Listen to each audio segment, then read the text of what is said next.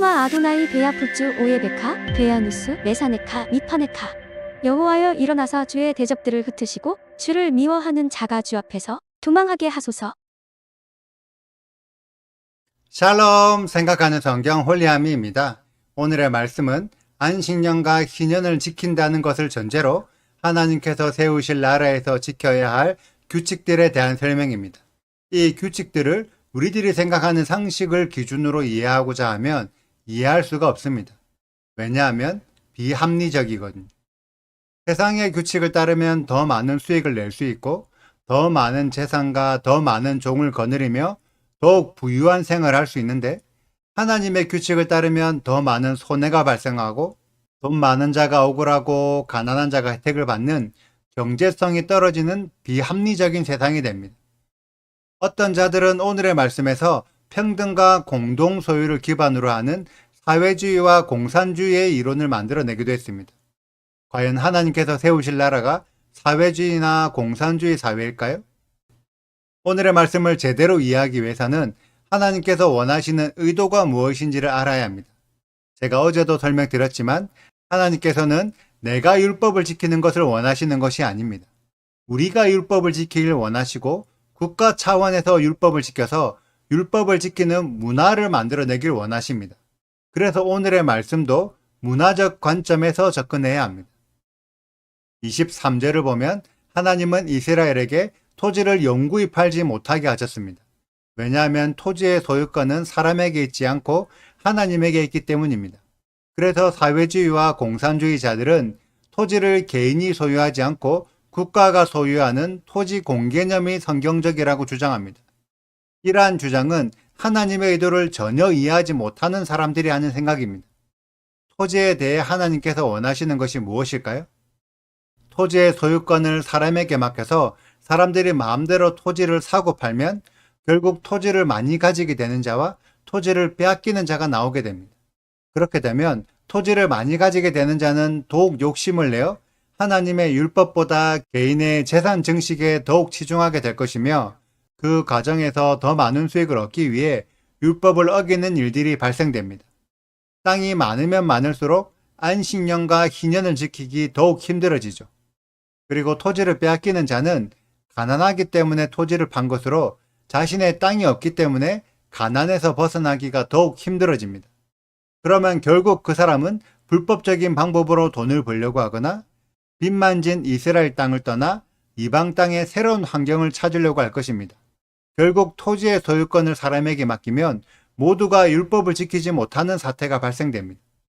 그런데 토지의 소유권이 하나님께 있으면 가난한 자가 돈이 없어서 토지를 팔 수는 있지만 희년까지 남은 연수대로 금액이 측정되기 때문에 토지를 완전히 넘기는 것보다 적은 금액으로 팔게 될 것입니다.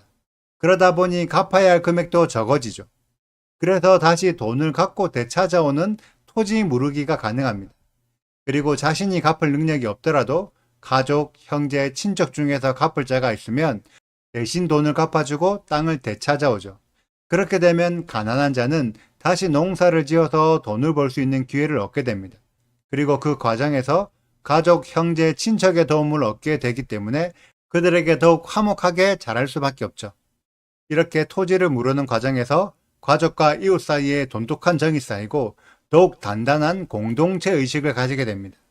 그리고 토지를 산 자도 결국 돌려줘야 하기 때문에 땅에 과도한 투자를 할 수 없죠. 욕심을 내기보다는 합당한 수익만 발생하면 충분합니다. 그리고 땅이 늘어나면 그에 맞는 일꾼들이 더 많이 필요합니다.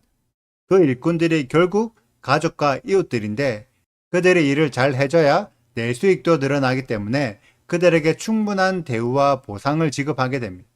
결국 공동체 전체가 더욱 끈끈한 이웃과의 정과 단단한 공동체 의식을 가질 수 있습니다. 이것이 하나님의 방식입니다. 그런데 사회주의와 공산주의의 토지 공개념이 이웃과의 정을 돈독하게 만들고 단단한 공동체 의식을 가지게 만드나요? 실제의 결과로는 모두가 일할 의욕이 떨어져서 더욱 빈부격차가 심해지고 더욱 불법이 자행되어서 지배층과 피지배층으로 나누어지게 됩니다. 토지 공개념이 성경적이라고 주장했지만 그 결과는 국가의 권력을 가진 지배층만 독재하는 형태로 발전하기 때문에 하나님의 의도와는 전혀 다른 반대의 결과를 가져오기 때문에 토지공 개념은 절대로 하면 안 되는 것입니다.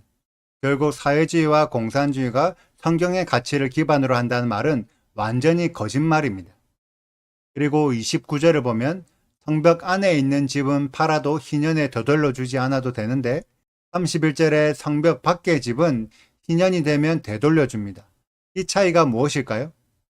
성벽 안에 사는 사람들은 성벽 밖에 사는 사람들보다 경제력을 얻을 수 있는 기회가 많습니다. 그래서 굳이 농사를 짓지 않더라도 다른 활동으로 돈을 벌 수도 있고, 많은 사람들이 모여있는 성벽 안의 생활이 힘들어지면 성벽 밖으로 나가 자연을 상대로 농사를 지으면 됩니다. 그래서 성벽 안에 사는 사람들에게 집은 생계의 목적이 아니라 수익의 도구입니다. 잠시 허름한 집에 살다가 다시 돈을 벌어서 좋은 집으로 옮길 수도 있는 거죠. 그런데 성벽 밖에 사는 사람들에게 집이 없다면 더 이상 생계를 이어가기 힘들 정도로 어려운 상황이 됩니다. 그래서 그런 자들의 집은 희년에 되돌려주는 거죠. 그래야지만 성벽 밖에 사는 사람들에게 회복의 기회를 줄 수 있습니다. 이런 방식은 최대한 이스라엘 백성들을 공동체에서 낙오시키지 않고 더욱 공동체 안으로 들어와서 공동체의 문화를 함께 지킬 수 있도록 만듭니다. 하나님은 개인을 위해 이러한 규칙들을 주신 것이 아닙니다. 이스라엘 공동체, 국가 이스라엘이 하나님의 백성에서 낙오하지 않고 토라 공동체의 일원으로 율법을 함께 지킬 수 있도록 만들기 위한 규칙들입니다. 이 규칙들이 제대로 운영되기 위해서는 규칙을 관리해줄 레위인들이 필요합니다.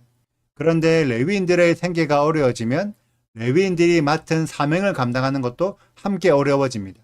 그래서 레위인들의 생계를 보장해주기 위한 규칙이 32절부터의 규칙입니다.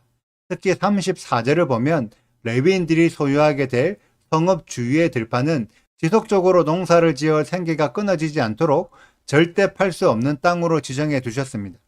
레위인들이 농사만 지어도 어느 정도의 생계가 보장되고 맡은 사명을 꾸준히 감당할 수 있도록 다른 사람들이 레위인들을 섬겨 도와주어라는 의미입니다. 그리고 이후에 나오는 구절들에는 거루민과 동거인이라는 단어가 사용됩니다.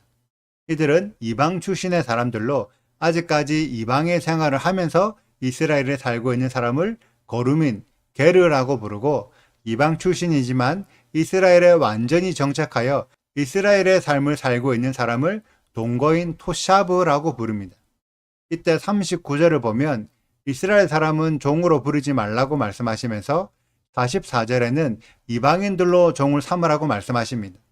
이런 내용을 성경 9절만 보고 해석하면 하나님께서 이스라엘 사람과 거류인과 동거인을 차별 대우하는 것처럼 느껴질 수도 있습니다. 이스라엘 사람들은 특별 대우를 해줘야 하고 이방인들에게는 특혜가 없는 것처럼 해석될 수도 있지만, 이런 내용을 하나님의 의도를 알고 정확하게 이해하면 이방인들을 하나님의 문화 안으로 초대하는 내용입니다. 특히 가나안의 이방인들에게 적용할 수 있는 규칙들이죠. 원래부터 가나안 땅에 살았던 가나안의 이방인들은 하나님의 규칙을 알까요, 모를까요? 처음에는 몰랐죠. 그런데 이스라엘 사람들이 가나안 땅에 정착하게 되면 가나안 사람들은 이스라엘 사람들이 사는 방식을 눈으로 직접 보게 됩니다. 그들이 느끼기에 가나안 방식이 좋을까요? 이스라엘의 방식이 좋을까요? 가난한 자와 이방인들이라도 안식년에는 저절로 거두어진 소출을 다 함께 먹고 그동안 빚을 지더라도 안식년에는 다 면제해 줍니다. 이스라엘 사람들끼리는 품꾼으로 돈을 받으며 일을 할 수 있지만 노예처럼 학대를 받지 않습니다. 빚을 져서 종이 되더라도 형제의 대우를 받으며 인권을 존중받는 일꾼들이 됩니다. 이런 모습들이 가나안 사람들에게는 부러움과 동시에 자신들도 이스라엘에 소속되길 원할 것입니다. 그때 가나안의 생활을 버리지 못하고 계속해서 가나안 사람들처럼 살면 거루민, 게르가 되어 혜택을 덜 받게 됩니다. 그러다가 가나안의 생활을 버리고 이스라엘의 방식을 선택하여 이스라엘 사람들처럼 살면 이들은 동거인, 토샤브가 되어 더 좋은 혜택을 받게 됩니다. 이스라엘 출신은 아니지만 이스라엘 형제에 준하는 대우를 받게 되죠. 그러면 더 이상 가나안 사람들은 가나안의 생활을 계속할 필요가 없어지게 됩니다. 그렇게 된 동거인들은 46절의 내용처럼 영원히 이스라엘에 접붙여져서 이스라엘 공동체에 소속이 됩니다. 그때부터는 서로 결혼도 할 수 있고 자녀를 낳을 수도 있게 되죠. 결국 이 과정들을 통해 가나안 사람들이 이스라엘에 접붙여져서 시간이 지날수록 이스라엘의 일원이 됩니다. 대표적인 예가 여호수아 9장에 나오는 기브온 주민들이죠. 하나님은 처음부터 이방인들이 이스라엘에 접붙여질 수 있는 규칙들을 만드셔서 접붙여진 이방인들에게 하나님의 문화가 확장되게 하셨습니다. 지금도 이런 일들이 계속해서 일어나는데 토라를 알지 못했던 이방인들이 토라를 배우면서 율법의 규칙을 지키는 이스라엘의 일원으로 바뀌고 있습니다. 이때 가나안의 생활을 버려야 이스라엘에 접붙여질 수 있는 것처럼 그동안 잘못 배워왔던 기독교의 교리를 버려야 새롭게 토라의 진리를 이해할 수 있습니다. 기독교의 가르침을 고수한 채 토라를 재해석하여 이해하면 그는 계속해서 가나안의 삶을 선택하는 거루민, 게르가 됩니다. 토라의 가르침을 선택하여 이스라엘의 삶을 살아야만 동거인, 토시압으로 성장할 수 있고 그런 자가 마지막 때 이스라엘의 일원이 됩니다. 하나님은 토라의 규칙들을 주시면서 이것들을 지키는 것이 하나님의 나라에서 사는 방법이라고 말씀하고 계십니다. 여러분은 가나안 땅에 살기 원하십니까? 이스라엘 땅에 살기 원하십니까? 똑같은 땅이지만 내가 가나안의 삶을 살면 가나안 사람이고 이스라엘의 삶을 살면 이스라엘 사람이 됩니다. 우리 모든 홀리함의 가족들이 토라의 가르침을 배우고 토라의 삶을 살아서 약속의 땅에 거주하는 이스라엘 사람이 되시기를 간절히 소망합니다. 오늘의 영상은 여기까지입니다. 오늘의 말씀 읽으시고 질문이 있으시다면 언제든지 댓글로 남겨주세요. 오늘도 감사합니다. 샬롬! 성벽 있는 성 내에 가옥을 팔았으면 판지만 1년 안에는 물을 수 있나니 곧 그 기한 안에 물으려니와 1년 안에 물으지 못하면 그 성 안의 가옥은 산 자의 소유로 확정되어 대대로 영구히 그에게 속하고 희년에라도 돌려보내지 아니할 것이니라. 그러나 성벽이 둘리지 아니한 촌락에 가옥은 나라의 전토와 같이 물러주기도 할 것이요 희년에 돌려보내기도 할 것이니라. 레위 족속의 성읍 곧 그들의 소유의 성읍의 가옥은 레위 사람이 언제든지 물을 수 있으나 만일 레위 사람이 물으지 아니하면 그의 소유 성읍의 판 가옥은 희년에 돌려보낼지니 이는 레위 사람의 성읍의 가옥은 이스라엘 자손 중에서 받은 그들의 기업이 됨이니라. 그러나 그들의 성읍 주위에 있는 들판은 그들의 영원한 소유지이니 팔지 못할지니라.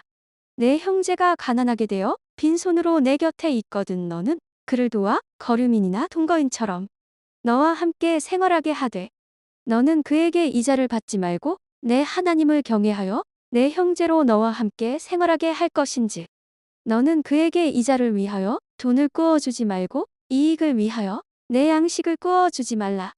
나는 너희의 하나님이 되며 또 가나안 땅을 너희에게 주려고 애굽 땅에서 너희를 인도하여 낸 너희의 하나님 여호와이니라.